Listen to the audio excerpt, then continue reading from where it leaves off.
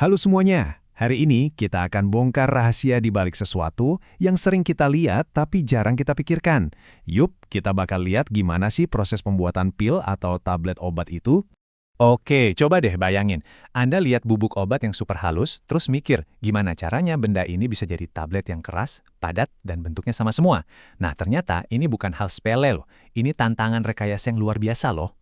Gini deh, coba bayangin Anda disuruh bikin koin padat dari debu. Susah banget kan? Nah, bubuk obat mentah itu punya masalah yang mirip. Partikelnya kecil-kecil banget, jadi susah mengalir lancar di mesin. Kalaupun coba kita tekan sekuat tenaga, ya dia nggak mau nyatu. Disinilah ilmu farmasi mulai unjuk gigi. Untuk ngerti solusinya, kita harus bedah dulu nih isi tablet itu sebenarnya apa aja. Jadi, setiap tablet itu punya satu bintang utama, yaitu zat aktif obatnya, dan sekelompok pemeran pendukung yang perannya krusial banget. Para pemeran pendukung ini punya nama keren, eksipien. Merekalah pahlawan tanpa tanda jasa di dunia farmasi, serius. Tanpa mereka, si zat aktif, yang seringkali jumlahnya cuma seuprit, nggak bakal pernah bisa jadi tablet yang efektif dan gampang kita telan. Nah, yang menarik tuh, setiap eksipien ini punya tugas spesifik, kayak tim ahli gitu. Ada pengisi, tugasnya nambahin volume biar tabletnya nggak kekecilan. Terus ada pengikat, ini ibarat lem super yang nyatuin semua bahan. Lalu ada penghancur, yang ironisnya tugasnya justru memastikan tabletnya bisa pecah dan larut pas di dalam tubuh. Terakhir, ada pelumas, biar adonannya nggak lengket di mesin cetak. Bener-bener kerja tim yang solid kan? Jadi, gimana caranya para ilmuwan ini menjinakkan bubuk yang bandel tadi? Jawabannya ada di satu proses canggih yang namanya granulasi.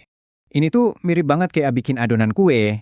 Anda kan nggak mungkin memanggang tepung sama gula terpisah-pisah kan? Pasti dicampur dulu pakai cairan biar jadi adonan yang menyatu.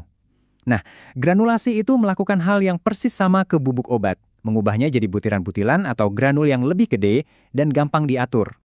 Salah satu metode yang paling umum dipakai itu namanya granulasi basah. Anggap aja kita lagi ngikutin resep yang presisi banget, dengan langkah-langkah yang jelas dan nggak boleh salah. Dan setiap langkah di resep ini tuh kritis banget. Pertama, semua bahan kering dicampur rata. Lalu, masuk tahap pembasahan, ditambahin cairan pengikat buat bikin adonan lengket. Habis itu, adonan basah ini diayak biar jadi butiran-butiran.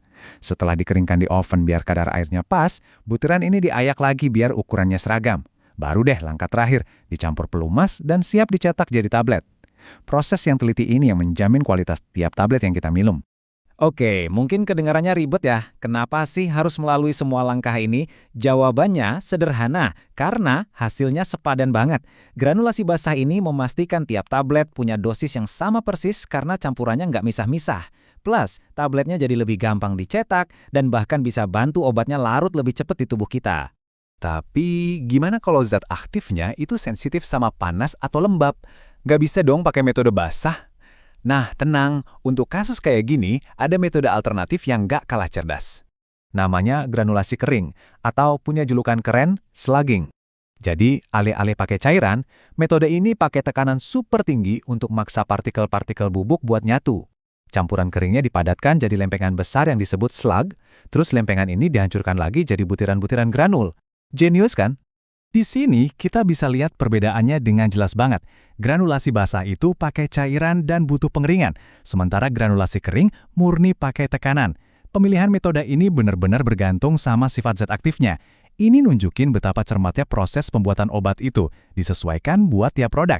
Oke, setelah kita lihat semua ilmu di baliknya, mari kita tarik lagi ke kehidupan kita sehari-hari. Kenapa sih semua proses yang rumit ini begitu penting buat kita? Nah, ini dia intinya. Setiap kali kita minum tablet, kita percaya sepenuhnya kalau tablet itu isinya dosis yang pas. Proses granulasi inilah yang jadi jaminan kepercayaan itu. Ini yang memastikan konsistensi dari satu tablet ke tablet berikutnya, dari satu batch produksi ke batch lainnya. Jadi, lain kali Anda pegang sebuah pil, coba deh ingat perjalanan luar biasa yang udah dilaluinya.